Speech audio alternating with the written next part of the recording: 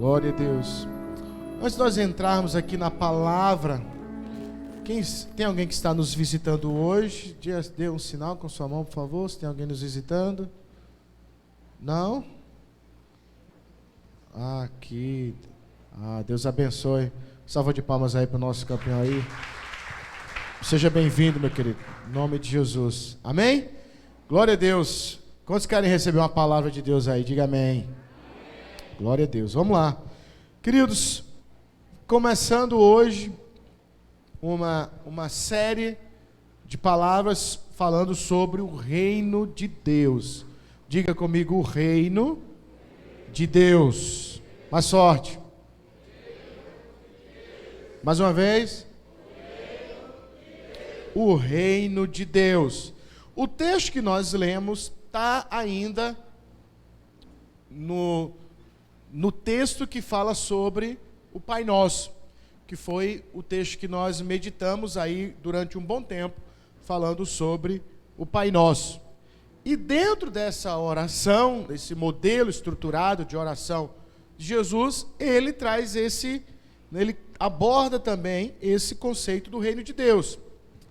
Ele diz assim: venha o teu reino, seja feita a tua vontade, assim na terra como no céu. Então, é um clamor, é um pedido de Jesus, que ele também nos ensina a fazer, para nós pedirmos a Deus, para que o reino de Deus, ele se estabeleça, ele se cumpra, hoje, aqui na terra, como ele é cumprido no céu. Então, nós já vemos que existe o reino de Deus, que está acontecendo em plenitude, em um ambiente espiritual, e que nós podemos trazer aspectos, reflexos desse reino para as nossas vidas. Isso Jesus coloca em oração, nos ensina a orarmos também. Então, tem um ambiente que nós até falamos um pouco sobre isso já em uma dessas semanas, há um ambiente aí paralelo com o nosso, né, onde a vontade de Deus ela é cumprida plenamente, sem reservas, sem oposição. No entanto, hoje, nesse ambiente que nós estamos vivendo, essa vontade de Deus, ela não se cumpre em plenitude. Jesus está dizendo na oração: venha o teu reino, seja feita a tua vontade. Se a gente for lá para o versículo 13, do mesmo capítulo 6 de Mateus, ele diz assim: e não nos conduzas à tentação, mas livra-nos do mal, porque teu é o reino, o poder e a glória para sempre. Amém. Então Jesus, no mesmo texto, está apresentando uma declaração, uma afirmação, que o reino é de Deus. Então, é o reino de Deus. Diga, o reino de Deus. Então eu tenho, no mesmo texto, uma oração de Jesus, né, pedindo para que o reino de Deus viesse. Versículo 13, ela afirmando também que o reino é de Deus. Então, nós precisamos orar, buscar a Deus, para que o reino de Deus se estabeleça nas nossas vidas. Esse reino é um reino que tem seus princípios, é um reino que tem os seus valores. E trazer esse reino para o mundo, para o momento em que nós estamos vivendo, ele vai entrar em confronto, ele vai entrar em choque com algumas realidades. Ora, nós nos confrontaremos com as verdades, os princípios que carregamos neste reino que nós estamos vivendo, com o reino e os princípios do reino de Deus. E aí, como que nós nos posicionaremos? Qual será a nossa maior bandeira, né? Quais os princípios que nós decidiremos a nossa vida? Nós temos no reino, né? Nesse mundo, nesse ambiente que nós vivemos, temos suas leis, suas regras, que mudam constantemente. Hoje ou é uma coisa, hoje, amanhã não é. Hoje pode é uma coisa, amanhã não pode. Quando essas leis conflitarem com as leis do reino de Deus, e elas vão conflitar em alguns momentos, qual será a nossa posição? Nós andaremos por quais princípios? Um questionamento. Nós vamos, ao longo dessas próximas semanas, nós vamos aprender um pouco mais sobre esses princípios do reino de Deus. Hoje o que eu quero também trazer para você, algo interessante. o mundo, ele tende, as coisas como nós conhecemos, o mundo como nós conhecemos, ele tende à desordem, ele tende ao caos. Nem sempre foi assim.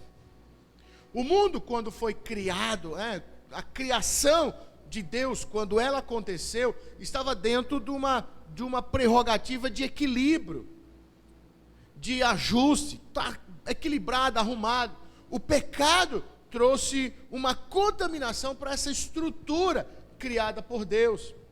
O pecado trouxe uma mácula. O sistema, criado por Deus começou a passar por um processo de degradação, começou a perder seus princípios, seus valores. O mundo, quando eu falo a criação, de um modo geral, começou a ser afetada pelo pecado.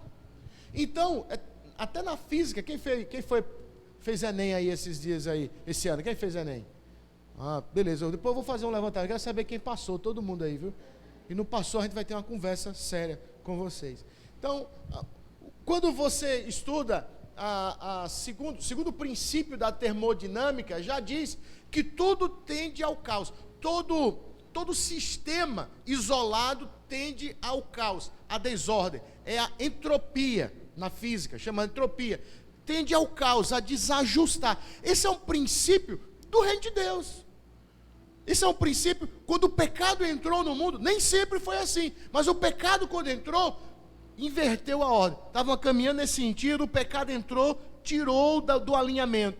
A coisa começou a desorganizar, a coisa começou a desestruturar. E quanto mais o pecado ganha volume no mundo, quanto mais as pessoas pecam, ela tende a quebrar ainda mais, tende a desorganizar ainda mais.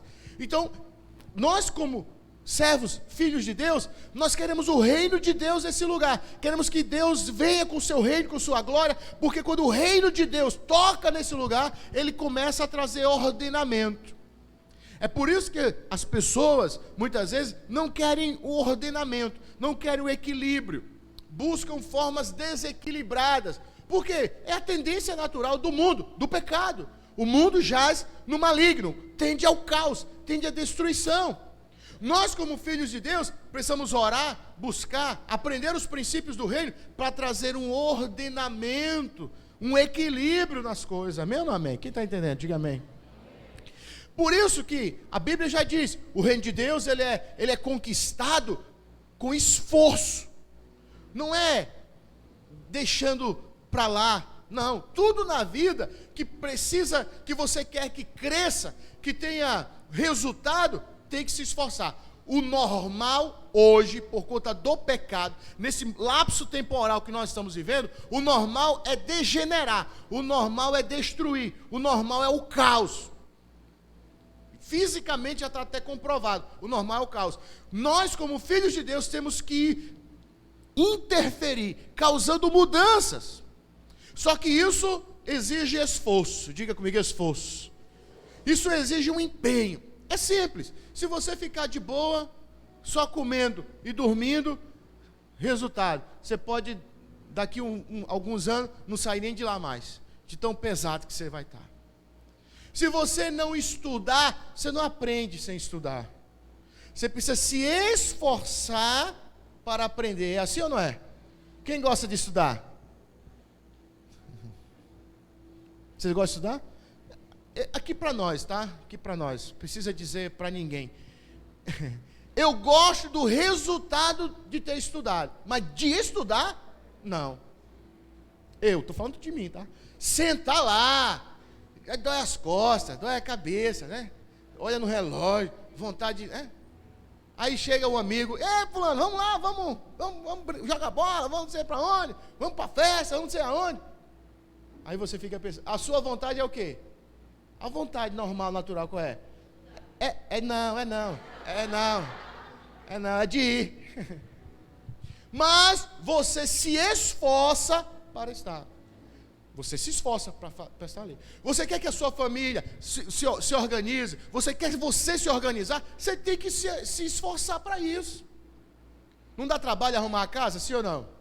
Lavar prato dá trabalho, sim ou não? Estudar dá trabalho, sim ou não? Você gosta de trabalhar, gente? Não gosto de trabalhar, não. Eu gosto, isso, aí, ó. Isso, é por aí. Eu gosto do resultado. Eu gosto do resultado. Mas trabalhar? Não. Eu preferia estar ganhando a mesma coisa e ficar de boa. Eu preferiria. Quem preferiria assim? Eu preferiria. Mas já sabemos que não é assim. E quem tentou fazer isso, entrou nesse tal negócio de dinheiro, de contrabando, essas coisas todas, de mensalão, dinheiro de cueca, não sei o que, a coisa toda, foi estar preso. Então entenda que para termos alguma coisa, para construirmos alguma coisa, precisa de esforço, precisa de empenho. Essa é a dinâmica do reino de Deus. É a dinâmica do reino de Deus. Você quer ajustar, arrumar seu cabelo, você tem que ir lá, cortar. Se você não cortar, o bicho começa a crescer tudo quanto é jeito, a barba também. Então precisa de um esforço. Quem está entendendo, querido? Tudo que você deixa solto, tudo que você deixa sem gerenciamento, sem cuidado, tende à desordem, tende ao caos, tende à desordem. Então nós precisamos, como membros, né, integrantes do reino de Deus, entendermos que nós teremos trabalho. Muitas vezes nós chegamos diante de Deus, entramos no reino de Deus, agora está tudo resolvido, eu não tenho mais problema na vida. É assim ou não é? Mas é assim na prática? Não. Nós temos problemas. Jesus já disse logo, olha, venha se quiser, mas no mundo você vai ter aflição. Eu venci, estou te dando conforto, estou te dando uma direção, mas você vai ter trabalho. Se você quer construir alguma coisa importante na sua vida, isso vai exigir de você. E estando no reino de Deus, é da mesma forma. Você constrói no reino de Deus com esforço, com empenho. Amém ou não amém? Haverá um dia, um momento em que esse esforço vai ser tal como foi com Adão. Tal como era com Adão. Adão, o esforço dele era muito menor. A praticidade, a resposta que o mundo dava para ele das coisas era muito mais rápido. Nós chegaremos lá, nós estamos num lapso temporal aí, quando nós chegarmos lá diante de Deus, na eternidade, aí nós viveremos como Adão. Aí eu penso que Adão, o cabelo já estava sempre arrumado, a barba sempre arrumada, sempre assim, não precisava na academia para aumentar os tamanhos dos braços. Não, tá é tudo arrumadinho, tudo tranquilo, em equilíbrio, tudo equilibrado. Nós chegaremos lá, mas agora, nesse lapso temporal que nós estamos vivendo, precisa de esforço. Quer crescer? Vai ter que se esforçar. Quer conquistar? Vai ter que se esforçar. Trazer equilíbrio para as coisas. Quando você vai construir alguma coisa, você tem que pensar o que eu preciso fazer, quais as medidas que eu preciso tomar para que essa minha construção seja equilibrada. Então a preocupação é sempre em trazer o equilíbrio para que sua edificação, que a sua vida não caia, não seja destruída. Haverá esse momento da fusão em que esse mundo espiritual, esse reino de Deus, onde tudo acontece, esse ambiente espiritual, onde tudo acontece de acordo com a vontade de Deus, se cumpra instantaneamente. Haverá essa fusão nesse ambiente com esse ambiente que nós estamos vivendo hoje. Aí eu quero que você vá comigo lá em Mateus capítulo 16. Perdão, Mateus capítulo 13.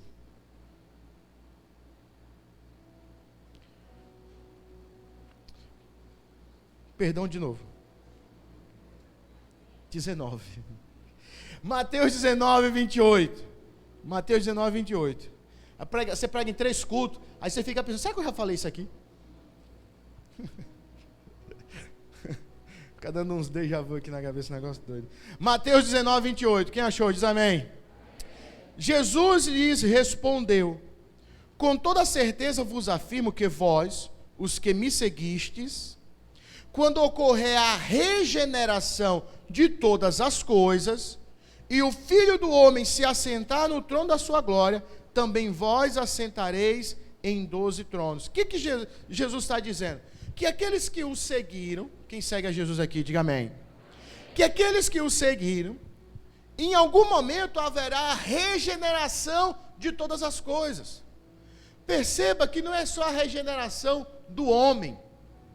É quando esse ambiente criado por Deus, que sofreu uma mutação, uma interferência do pecado, que dia a dia vai, de certa forma, deteriorando, e que não acaba por completo, não é destruído por completo por causa da igreja, que é o sal da terra, que é a luz do mundo. Esse ambiente que está degenerando passo a passo, em algum instante, em algum momento, vai ser regenerado. E quando isso acontecer, Deus estabelece o seu reino e o seu governo em plenitude. E nós estaremos reinando e governando com Ele, em nome de Jesus, amém? Quem vai reinar e governar com Ele? Vamos aplaudir bem forte em nome de Jesus. Diga para quem está ao seu lado que nós vamos reinar e governar com Ele. Diga aí, fica firme, hein? Diga, desiste no caminho não, hein? Que eu vou reinar com Ele em nome de Jesus. Amém ou não amém? Então ele fala desse momento futuro, onde será estabelecido o reino de Deus em plenitude. E esse lapso temporal, que é o momento que nós estamos vivendo, esse reino, ele acontece em partes, em instantes, em momentos. Precisa orar para que esse reino aconteça, precisa entender os princípios do reino para que isso possa acontecer. E é sobre isso que nós estaremos falando nas próximas semanas. Com base nisso, nós olhamos lá em Mateus. O evangelho de Mateus é o evangelho que ele destaca dois aspectos da vida de Jesus. O primeiro, o aspecto messiânico de Jesus. Mateus é muito detalhista, apontando Jesus como sendo o Messias. O segundo aspecto é Jesus como rei. Então Mateus se preocupa muito em colocar Jesus, em apresentar Jesus como rei. Então quando você quer aprender sobre Jesus como rei, o evangelho de Mateus é a sua primeira opção. Ele em detalhes trabalha aspectos de Jesus como um rei. E é esse rei que nós cremos, servimos e junto com ele reinaremos. Amém ou não amém? Então vamos lá, Mateus capítulo 13. Mateus capítulo 13, versículo 1, diz assim: e toda a multidão estava de pé. Jesus estava com uma multidão, e uma multidão de pé o ouvindo. Jesus vai começar a partir daí a apresentar princípios do reino de Deus. Jesus escolhe uma estratégia para apresentar os princípios do reino de Deus. Qual é a estratégia? Ele elabora, uma série de parábolas. E ele escolhe 7 parábolas para falar sobre os princípios do reino de Deus. Uma parábola era uma história, era um paralelo que se traça entre uma realidade que se quer ensinar e uma realidade de vida, algum exemplo de vida, algum exemplo que pode ser um exemplo já vivido mesmo ou uma história. Você traça um paralelo para ensinar alguém alguma coisa. Tipo o Marcelo não fica contando história? Quem já viu o Marcelo contar a história? Pronto, é assim, é mais ou menos assim. Vocês já entenderam tudo aí. Então, Jesus escolheu uma estratégia, parábolas. Ele escolhe 7 parábolas. Essas 7 parábolas, nós vamos estudá-las ao longo dessa semana. Mas antes de dizer as 7 parábolas, e essas 7 parábolas sempre começam. Jesus começa: o reino dos céus é semelhante a... Quem lembra desse termozinho? O reino dos céus é semelhante a... E Jesus conta uma história para explicar um princípio do reino. Só que antes de falar essas 7 parábolas, Jesus traz uma parábola para alertar as pessoas sobre a forma como elas receberão as outras 7. Para esse momento, Jesus escolhe a parábola do semeador. Ou seja, Jesus traz uma parábola para preparar o coração das pessoas sobre como elas devem ou não receber a palavra de Deus. E essa parábola é a parábola do semeador. Então vamos comigo aqui já para a explicação de Jesus. Jesus fala a parábola e já explica a parábola. E é essa que nós vamos ler agora. Abra aí Mateus 13, versículo 18. Mateus 13, 18. Diz assim: escutai, ou em outra versão diz: atentai vós, pois a parábola do semeador. Ouvindo alguém a palavra do reino, diga a palavra do reino. Aí ele diz: e não a entendendo, vem o maligno e arrebata o que foi semeado no seu coração. Esse é o que foi semeado ao pé do caminho. O que foi semeado em pedregais é o que ouve a palavra e logo recebe com alegria. mas não tem raiz em si mesmo, antes é de pouca duração, e chegada a angústia, a perseguição por causa da palavra, logo se ofende. E o que foi semeado entre espinhos é o que ouve a palavra, mas os cuidados desse mundo e a sedução das riquezas sufocam a palavra, e ela fica infrutífera. Mas o que foi semeado em uma boa terra é o que ouve e compreende a palavra e dá fruto, e produz a 100, outro 60 e outro 30. Amém ou não amém? Essa daí já é a explicação de Jesus sobre a parábola. Nos versículos anteriores ele diz qual é a parábola, ele conta uma história, e ele está explicando aqui essa parábola. Perceba que ele está explicando a parábola antes de começar a falar sobre os princípios do reino de Deus. Então ele está colocando os princípios do reino como uma semente, que alguém vai sair para semear. Quem é que vai semear? O próprio Jesus. Ele está dizendo, eu sou o semeador. Daqui a pouco eu vou falar sobre os princípios do reino. E ele está dizendo assim, como é que está o seu coração para receber os princípios do reino? E é uma pergunta que eu te faço. Nós vamos, nas próximas semanas, falar sobre os princípios do reino de Deus. E eu te pergunto, como que está o seu coração para receber esses princípios? Seu coração, como que ele vai receber os princípios do reino de Deus? E Jesus dá 4 tipos de corações, 4 tipos de pessoas, 4 maneiras de como você pode receber a palavra. A primeira, ele diz, que é como aquele que está à beira do caminho. À beira do caminho, ele diz, é aquele que não entende. É aquele que ouve a palavra, mas não entende. Fica vagando, fica pensando, mas não entende. Não desce para o coração, não há aprendizado. É como uma aula que você vai, e o professor passou lá 1 hora, você saiu de lá e diz, meu Deus do céu, não entendi nada. E agora, eu faço o que com isso? Aí você vai procurar um colega seu. Aí você, fulano, rapaz, eu tive na aula hoje, rapaz, não entendi nada. Aí o outro diz, rapaz, 2.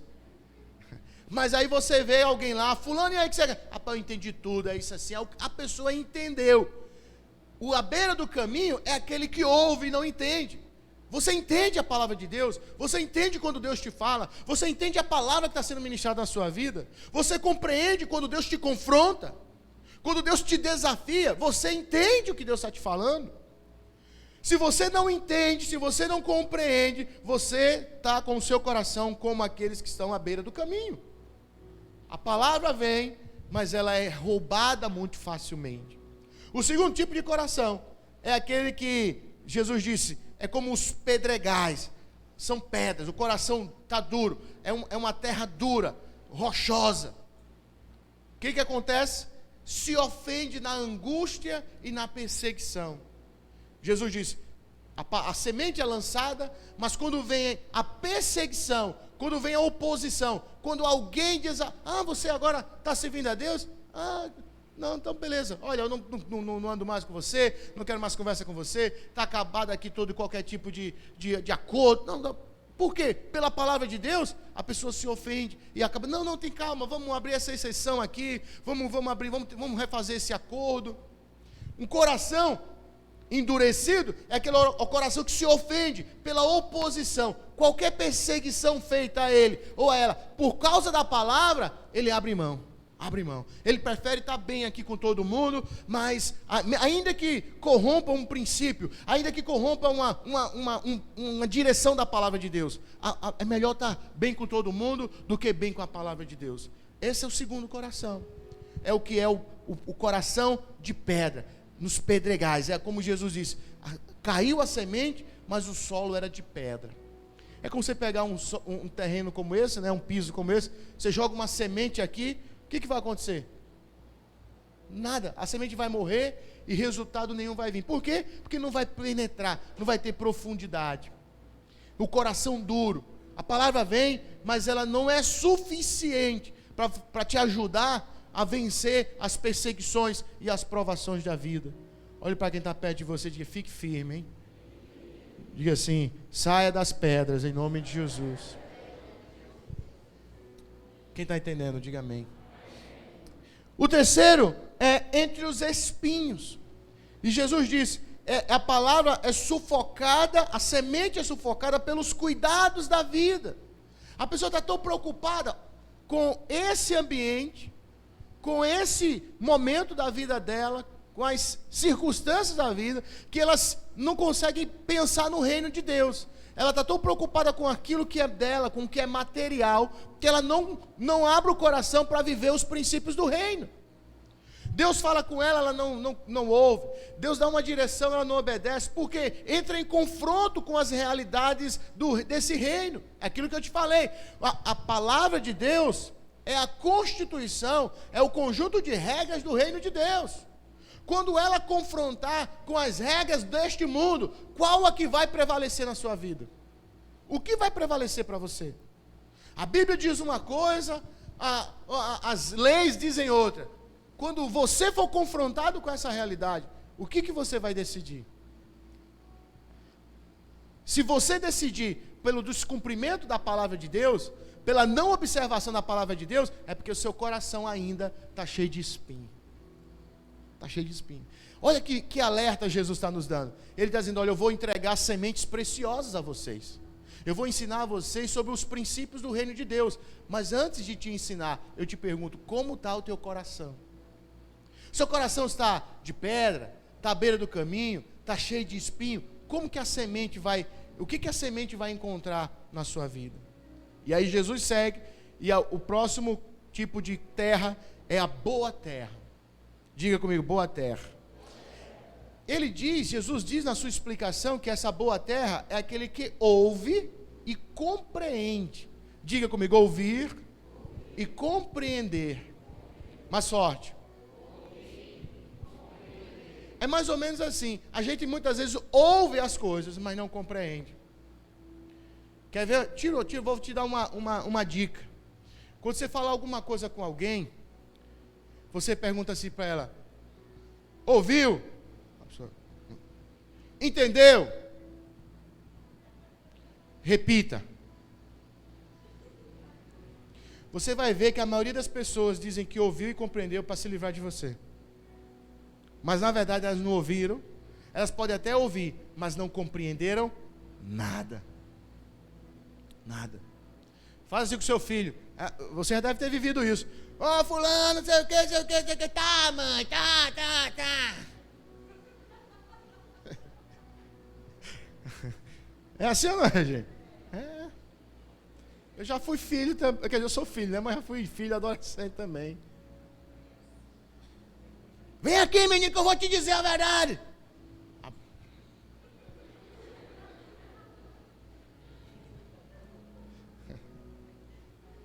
Depois pergunta, repite para ver se a pessoa repete nada.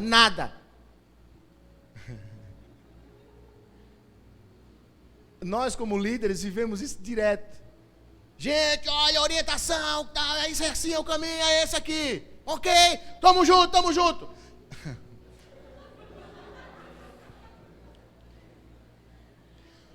Um dia eu estava assistindo um evento, e faz muitos anos mesmo. Aí o rapaz foi dar algumas instruções. Como às vezes a gente dá aqui, quando tem muita gente, olha gente, vem primeiro essa fila por aqui, a outra depois não sei para onde, depois vai por aqui. O cara estava num evento, uma conferência, um ginásio enorme, meio mundo de gente. Aí terminou a palavra, eles iam fazer um momento de unção, não sei, de oferta, alguma coisa assim. Aí eles pediram para todo mundo sentar. Aí o gerente de palco começou a explicar. Gente, presta atenção, silêncio. Aí todo mundo fez silêncio. Quando nós dermos o sinal, esse grupo vem por aqui, esse grupo vem por ali. Aí começou a explicar. Todo mundo entendeu? Quem entendeu, levante a mão. Todo mundo entendeu, levou a tua mão. Vou explicar novamente. Ele fez isso por umas 5 vezes. Eu estava assistindo, não estava presencial, eu já estava ficando angustiado. Eu disse, esse rapaz acha que todo mundo é burro. Não é possível um negócio desse. E ele explicou. Amém, queridos, amém. Vamos ficar todo mundo de pé. Pode vir.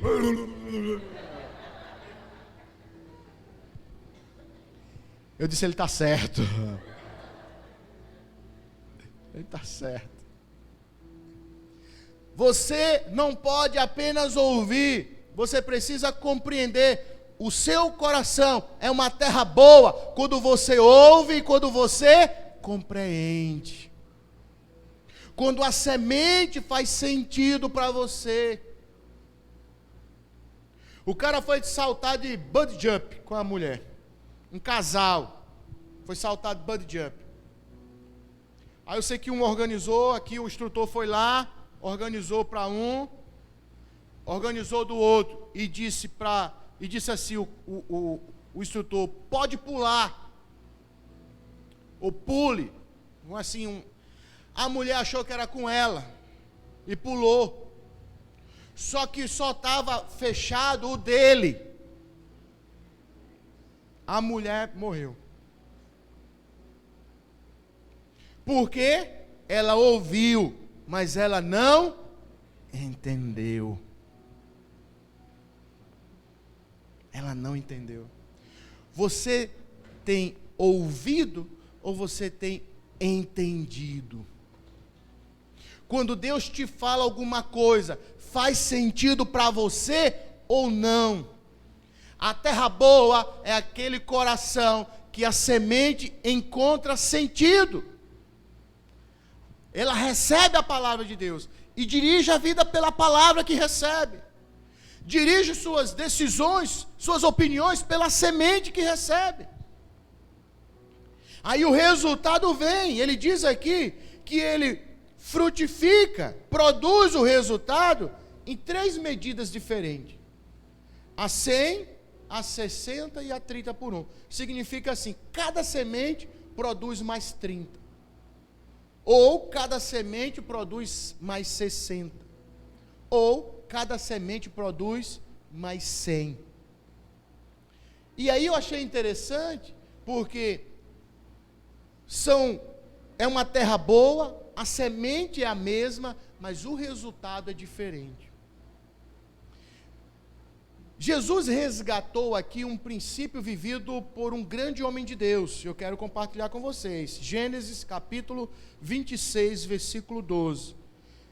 Gênesis 26 e 12 diz assim: e semeou Isaque naquela mesma terra, e colheu naquele mesmo ano 100 medidas, porque o Senhor o abençoava. Isaque viveu isso. Houve um momento em que ele estava numa terra, e diz a Bíblia, e aí eu deixo uma tarefinha de casa para vocês, lê o capítulo 26 de Gênesis. Isaque estava vivendo numa terra, e a Bíblia diz que havia fome na terra, e Deus deu uma palavra para Isaque. Deus entregou uma semente a Isaque.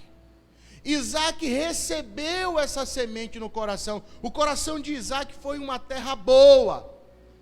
Ele recebeu a mensagem, ele entendeu, ele compreendeu a mensagem.